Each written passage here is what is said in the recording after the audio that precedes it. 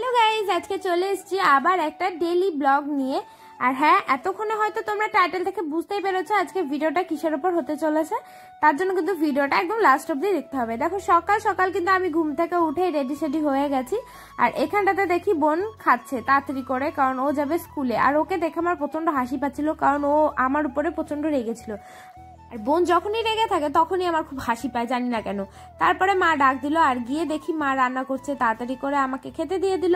আর আমি নিয়ে চলেও আসলাম। এই দেখো কি কি দিয়েছিল, দেখে বুঝতেই পারছো কি কি আছে। এখানটাতে আছে একটা খয়রা মাছ ভাজা, আর একটা ঘ্যাট করেছিল পালং শাক দিয়ে, শীষ পালং দিয়ে, বেগুন দিয়ে, আর ছিমটিম দিয়ে, আর একটা বেগুন ভাজা ছিল।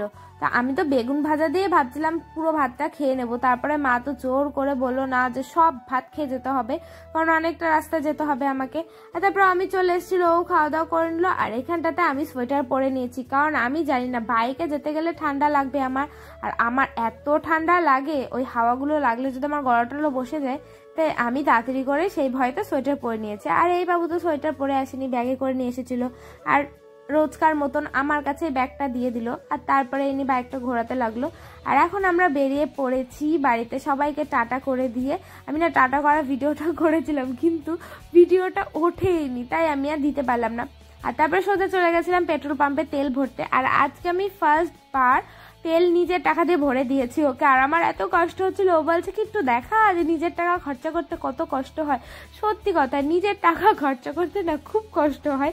আমার তো খুব কাটা পাচ্ছিল যে আমি টাকাগুলো জমিয়ে জমিয়ে রেখে দিচ্ছি, আর আজকে আমি তেল ভরে টাকাটা খরচা করে দিলাম। তাই আমি তোকে প্রচন্ড মারছিলাম, আর ও প্রচন্ড হাসছিল, মানে খুব আনন্দ পাচ্ছিল আমার আজকে টাকাটা শেষ হয়েছে এর জন্য।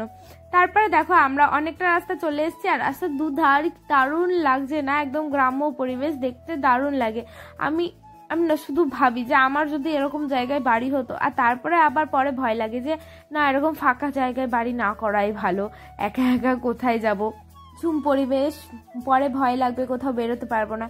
আর তারপরে বক বক করতে করতে রাস্তাঘাট দেখতে দেখতে, সুন্দর প্রাকৃতিক দৃশ্য দেখতে দেখতে ফাইনালি আমি চলে এসেছি মামা বাড়িতে। এই যে আমার মামা বাড়ি, আর সোজা আমরা কিন্তু ঢুকে গেছি একদম বাইক নিয়ে। আর সামনেই দেখতে পাচ্ছ কেউ ছিল না, তালা দেওয়া ছিল, তাই আমরা একদম পেছন গেটে সবাই দেখি রোদ পোহাচ্ছিল। কিন্তু আমরা যখন ঢুকি তখন আমাদের মাথায় এসেছে যে আমরা তো মিষ্টি টিষ্টি কিচ্ছু নিয়ে আসিনি, মানে কি বড় কিপটে জামাই। তাহলে ভাবো, প্রথমবার মামা শ্বশুর বাড়িতে গেছে, খালি হাতে চলে গেছে একদম। আর খালি হাতে যেতে একটু লজ্জা লাগে না? আমি তো বলছিলাম তো লজ্জা লাগলো না, খালি হাতে চলে আসলি? তো ওইসব ইয়ার্কি মারছিলাম। আর তারপরে এখানটাতে যে আমাকে কমলা লেবু দিল, ওটাই আমি খাচ্ছিলাম, আর বোনুকে একটু খাওয়াচ্ছিলাম। আর আমার বোনের তো তারপরে কান্না শুরু হয়ে গেছে, কারণ ওর মাম্মাম বাড়িতে নেই। আমার মাসি আবার ডক্টর দেখাতে হায়দ্রাবাদ গেছে, আর এবার না শুধু পুচকুটাকে রেখে গেছে, বড়টাকে নিয়ে গেছে আর আমার ভাইকে নিয়ে গেছে, আর এই ছোট পুচকুটাকে রেখে গেছে। কিন্তু এ তো খালি তু মাম্মাম মাম্মাম করে। তোমরা দেখে বুঝতে পারছো কতটা পরিমাণে কান্না করছে। প্রথমে তো ওদের জিজুর কোলে উঠে গেল, ওদের দাদা ভাইয়ের কোলে একটু ঘুরে আসলো, আর তারপরে আমি নিয়ে নিয়েছি আমার কোলে। ওর সাথে একটুখানি গল্প করছিলাম। ও যতক্ষণ একটু ফোন দেখে আর একটুখানি ঘুরু ঘুরু করলে একটু চুপ থাকে, আর না হলে শুধু মাম্মাম মাম্মাম করে। আর তারপরে তো আমি চলে এসেছিলো পেছন দিয়ে, বললাম যে চল একটুখানি বাড়ির চারপাশটা ঘুরে দেখি। তারপরে আমরা দুজনে একটুখানি হাঁটতে হাঁটতে বাড়ির চারপাশটা ঘুরে দেখছিলাম, কারণ বহুত দিন মামা বাড়ি যায় না, আর ও দেখছিল ঘুরে ঘুরে। আর তারপরে আমি ওকে নিয়ে সোজা চলে এসেছি আমার দাদুর কাছে, মানে যেখানে আমার দাদুকে রাখা হয়েছে। এই যে এখানটাতেই আমার দাদুকে রাখা হয়েছে। এখানে আসলে খুব ভালো লাগে, মানে একদম বাড়ির সামনেই আমরা মামা বাড়িতে ঢুকি, তার পাশেই রাখা। এই যে আমরা ওই রাস্তাতে ঢুকেছি, আর তার পাশেই দাদুকে রাখা রয়েছে। এখানটাতে আসলে খুব ভালো লাগে, দাদুর কথা খুব মনে পড়ে। আর তারপরে এখানটাতে দাঁড়িয়ে দাঁড়িয়ে আমি ফুল গাছগুলো দেখছিলাম, আর এখানে আমার মামার ছোট মেয়ে চলে এসছে লাফাতে লাফাতে। আর আমার তো খুব লজ্জা লাগছিল যে আসলাম, ওদের জন্য কিছু নিয়ে আসলাম না, এত ছোট ছোট বাচ্চা। তাই ও দাদা ভাই লজ্জা পেয়ে বাইকটা নিয়ে চলে এসছে, যাবে ওদের জন্য কিছু খাবার কিনতে। তাই আমাকে তাড়াতাড়ি করে ডাক দিচ্ছিল, আমাকে নিয়ে যাবে। উনি আবার একা বাজারে যাবে না, ঠিক মতো চেনে না। আর এইখানে দেখো পুরো পাট সামনে দিয়ে রাখা, মানে চাষি বাড়িতে এই হয় দেখবা, পাটের সিজনে, ধানের সিজনে, মানে সব সিজনে ঘর ভর্তি সব জিনিসপত্র থাকে। আর তারপরে সোজা চলে এসেছিলাম আমরা উঠতে উঠতে বাজারে, দেখছিলাম কি পাওয়া যায়। আর দুপুরবেলা না সব দোকানপাট বন্ধ ছিল, তাই কি করব, আমরা সব দোকানপাট খুলে সোজা চলে এসেছিলাম স্টেশনে। আর যেহেতু একটু গ্রাম এলাকা, সব দোকানপাট কিছুই ছিল না বলতে গেলে। আমাদের এখানে কত রকমের মিষ্টি পাওয়া যায়, বাট ওখানটাতে এই কটা রকমেরই মিষ্টি ছিল। তাই কি করব, ওখান থেকে আমি কটা মিষ্টি নিয়ে নিলাম। আর তারপরে ও সন্দেশ নিল দুটো, একটা আমি খেলাম, একটা ও খেলো। আর বোনকে দিতে গেলাম, বোন তো নিল না। তাই আমরা চলে এসেছিলাম সোজা বুনুদের জন্য কিছু কুরকুরে চিপস হ্যাটা ব্যাটা কিনতে। এখান থেকে তো কটা কুরকুরে আর লেস নিয়ে নিলাম। আর তারপরে অমিতের চোখে পড়লো এই লজেন্স খেলনাটা। ও তো বারবার দেখাচ্ছিল, দেখ কি সুন্দর টিপ মারলে এরকম খুলে যায়। আমি বললাম তুই কিনবি? ও তো কিনলো না, বলে আমি কি এখনো বাচ্চা নাকি। তারপরে সবার জন্য খাবার কিনছিলাম, আর এদিকে দেখো ইনি একা একাই ক্যাডবেরিটা তুলে হাতে নিয়ে নিয়েছে। আমি ভাবছি বাবা এত ছোট বাচ্চা একা একাই ক্যাডবেরি নিয়ে নিল। ওই যে ওই সাইডে ছিল, আমি দোকানদারের সাথে কথা বলছিলাম, আর দেখি ও একা একাই ক্যাডবেরিটা নিয়ে মানে খাওয়া শুরু করে দিয়েছে। ওকে আর খুলে দিতে হয়নি, ছোট ছোট দাঁত উঠেছে যেহেতু, নিজেই ওরকম কামড়ানো শুরু করে দিয়েছিল, আর নিজে নিজেই ওরকম ফুটো করে খাওয়া শুরু করে দিয়েছিল। তারপরে আমাদের সব জিনিসপত্র কেনা হয়ে গেছে। এবার একটুখানি অমিতের ভালো লাগছিল, তাই এতক্ষণ ওর প্রচন্ড লজ্জা লাগছিল যে প্রথমবার এসেছি কিছু নিয়ে আসলাম না। তাই এসে মামির সাথে আগে দেখা করেছিল না, একবারে মিষ্টি নিয়ে এসে মামির হাতে দিল, তারপরে মামির সাথে দেখা করলো। আর এখানটাতে সবার জন্য বললাম খাবার কিনে নিয়ে এসেছিলাম, এক একজনের জন্য এক এক রকম জিনিস। এই যে মামিকে মামির ভুজিয়া দিয়ে দিয়েছি, আর তারপরে বোনকে ডাক দিলাম যে তুমি লেজ নিয়ে যাও। কুরকুরেও ছিল, বোন আবার সবাইকে ভাগ করে দিচ্ছিল। আর তারপরে না আমার চোখে পড়লো এই ড্রাগন ফল গাছটা। দেখো এখনো কিন্তু ড্রাগন ফল গাছে ফল হয়নি, মানে অনেক দিনই লাগানো হয়েছে, প্রায় 1.5 বছর হয়ে গেল, 1.5 বছরের কাছাকাছি। যেহেতু একটু ছাওয়া পড়ে এর জন্যই গাছে এখনো ফল আসেনি। ড্রাগন ফলে যত ছাওয়া পড়বে গাছগুলোতে ফল টল আসে না, রোদের মধ্যে রাখলে বেশি ভালো হয়। যেহেতু যত্ন নেওয়া হয় না ঠিক মতো এর জন্যই গাছে ফল টল এখনো আসেনি, কিন্তু গাছটা দেখে আমার বেশ ভালো লাগছিল।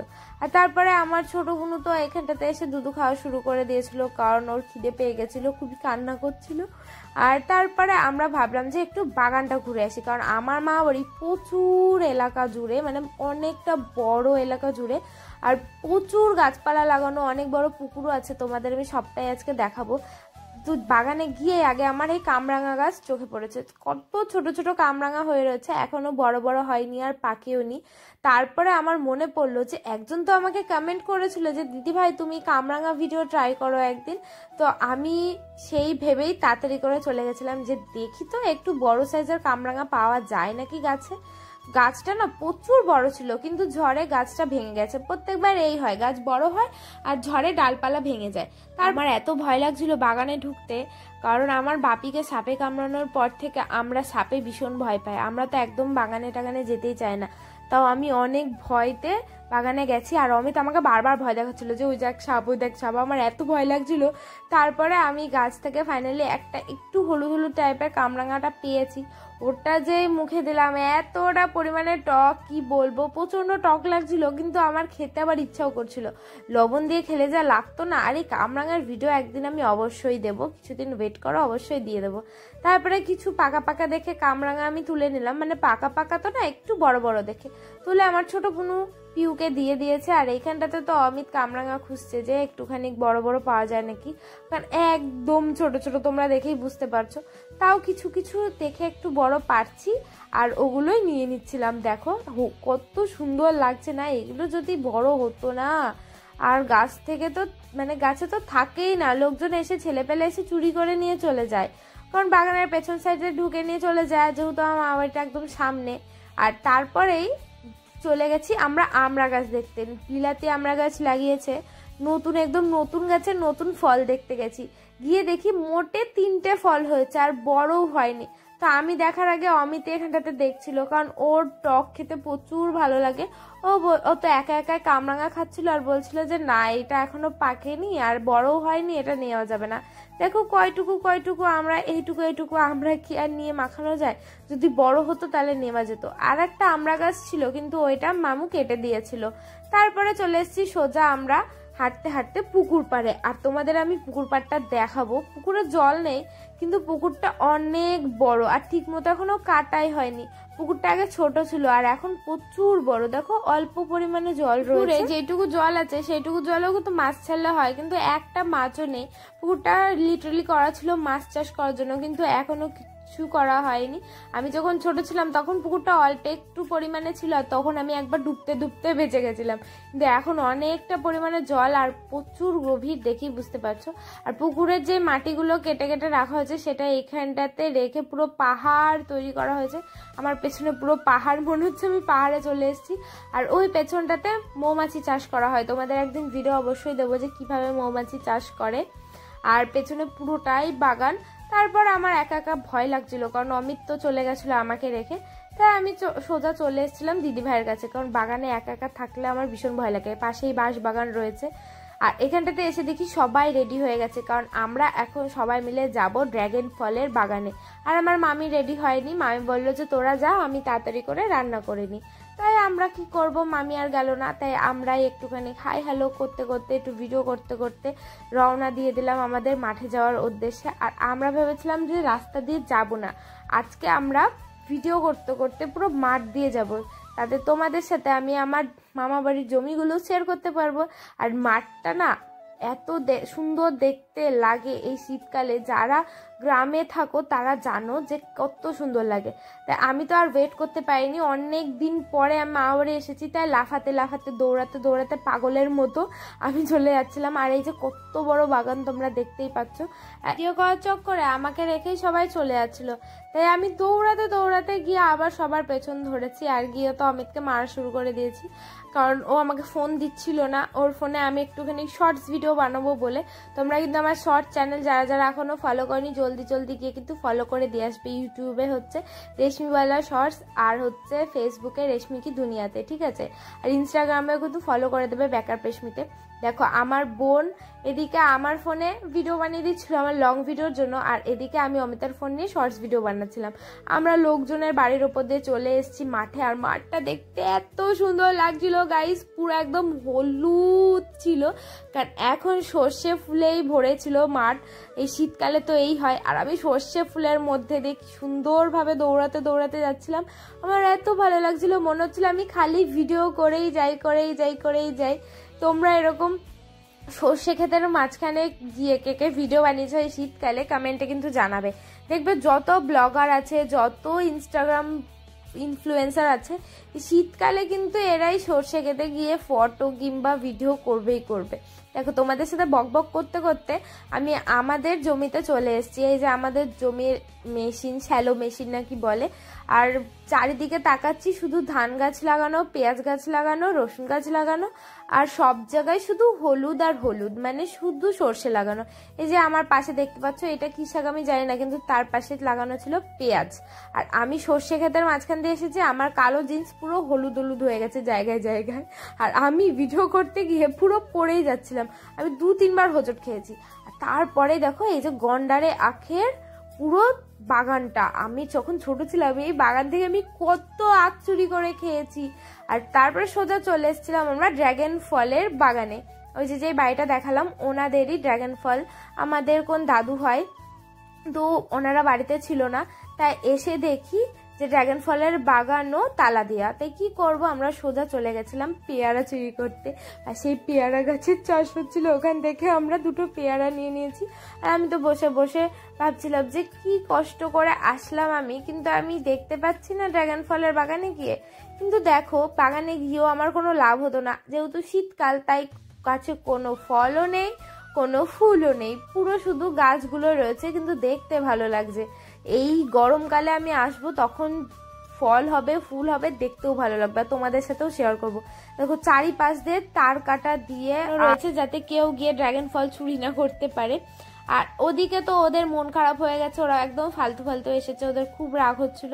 আর আমারও প্রচন্ড কষ্ট হচ্ছিল, যে কষ্ট করে আসলাম, জুতোতে আমার পুরো কাদায় ল্যাপ্তো হয়ে গেল, কিন্তু আমি ড্রাগন ফলের বাগানে যেতে পারলাম না। তারপরে আসার সময় দেখি ওখানটাতে 2টো দিদি ভাই মিলে ওলকপি কাটছিল, কারণ ওনাদের ওলকপির চাষ ছিল, ওনারা ওগুলো নিয়ে বাজারে গিয়ে বিক্রি করবে। আর তারপরে আমরা ড্রাগন ফলের কটা চারা নিয়ে বাড়ি চলে এসেছি। আর এসে দেখি আমাদের জুতোর তো হালাত পুরো খারাপ, কারণ যে জমিতে জল দিয়েছিল সেই জমিতে গিয়ে আমরা পেয়ারা চুরি করেছিলাম, আর আমাদের জুতো পুরো কাদায় ভরপুর হয়ে গেছিলো। এসে তাই কি করব, পরিষ্কার করে নিচ্ছিলাম। আর আমি তো ভাবছিলাম আমি পরিষ্কার করতে পারবো না, তারপরে আমি তো আমাকে শিখিয়ে দিল যে এরকম ভাবে নিয়ে পরিষ্কার কর। ও প্রথমে ওরটা পরিষ্কার করলো, তারপরে ওরটা দেখে দেখে আমিও পরিষ্কার করে নিয়েছি। আর তারপরে খিদে পেয়ে গেছিলো, কারণ অনেকক্ষণ গেছিলাম আর মামি এখানটাতে রান্নাও করে ফেলেছিল যতক্ষণ আমরা মাঠে গেছিলাম। তাই এসে আমরা তাড়াতাড়ি করে খেতে বসে পড়েছিলাম। এই যে বোনরা আগেই বসে পড়েছিল আমাদের আগে, কারণ আমরা বসে বসে জুতো সাফ করছিলাম। তোমাদের একটা জিনিস দেখাই, দেখো আমার মা বাড়িতে কিন্তু এখনো জমির চালই রান্না করা হয়। আমরা তো পলিশড করা চাল খাই, কিন্তু কোনো চাষি বাড়িতে গেলে ওরা কিন্তু একদম ওদের ক্ষেতেরই চাষ করা যে চালটা হয় সেটাই খায়। এর জন্যই চালগুলো ভাঙা ভাঙা টাইপের থাকে, কিন্তু ভালোই লাগে খেতে। আমি যতবার মা বাড়িতে যাই ততবার আমি এই চালেরই ভাত খাই। দেখতে ভালো লাগে না, কিন্তু খেতে খুব সুন্দর লাগে, ভাঙা ভাঙা যেহেতু হয়। তারপরে আমাদের খাওয়া দাওয়া পুরো কমপ্লিট হয়ে গেছে, আর তারপরে আমরা একটুখানি মিষ্টি খেতে বসেছিলাম। কিন্তু আমি তো অত মিষ্টি খেতে পছন্দ করি না, তাই বললাম যে বুনু তুমি খাও, আমি একটু ভিডিও করি। তখন আমার ছোট বুনু খাচ্ছিল আর আমি ওকে নিয়ে একটু ভিডিও বানিয়েছি। তোমরা যদি দেখতে চাও ওর এই মিষ্টি খাওয়ার ভিডিওটা, তাহলে অবশ্যই ইউটিউবে গিয়ে কিন্তু দেখে আসতে পারো। খুব সুন্দরভাবে কথা বলেছে, এত মিষ্টি। আর এদিকে আমার মিষ্টি খাওয়ার পর্ব শেষ সবার, আর এখন আমরা বাড়ি যাব। বোনকে রেডি হতে বলেছিলাম, কিন্তু ওর কান্নার পর্ব শুরু হয়ে গেছে। মানে যত বাড়ি ওকে আমরা আনতে যাচ্ছি তত বাড়ি ওর কান্নার পর্ব শুরু হয়ে যাচ্ছে। বুঝতে পারছি না কেন ওর এত কেন দুঃখ মনে। আর এদিকে ও কাঁদছিল আমরা বাড়ি আসবো, আর মেসোও চলে এসেছিল, কারণ আমার ছোট বোনও খুবই কান্না করছিল। ও শুধু দিদিভাইয়ের কাছে থাকছিল না, যেহেতু মাম্মাম বাড়ি নেই, ওর পাপাকেও দরকার, তাই মেসো চলে এসেছিল। আর এখানটাতে তারপর আমরা কান্নাকান্নির পালা শেষ করে বাইরে আসলাম, যে এবার ওকে নিয়ে যাব। বাইরে এসে দেখি সেম কাণ্ড, ও তো কান্না করেই যাচ্ছে। আমি ভাবলাম হয়তো ঘর থেকে এমনি কান্না করছিল, বাইরে এসে থেমে যাবে, কিন্তু না, আরো বেড়ে গেল। তাই কি করব, সবাইকে টাটা করে দিলাম, ওকে না নিয়ে আসারই সিদ্ধান্ত করলাম। মেসোও বললো যে নিয়ে যেতে হবে না, ওকে আমি পরে দিয়ে আসবো। তাই ওকে এখন ওখানটাতে রেখেই আমরা দুজনে মিলে সবাইকে টাটা দিয়ে রওনা দিলাম। আর গাইজ, তোমাদের আজকের ভিডিওটা কেমন লাগলো অবশ্যই কমেন্ট করে জানাবে, ভালো লাগলে লাইক শেয়ার করে দেবে। আর হ্যাঁ, তোমাদের সাথে অবশ্যই একদিন ড্রাগন ফলের বাগানের ভিডিও শেয়ার করবো। তো আজকের জন্য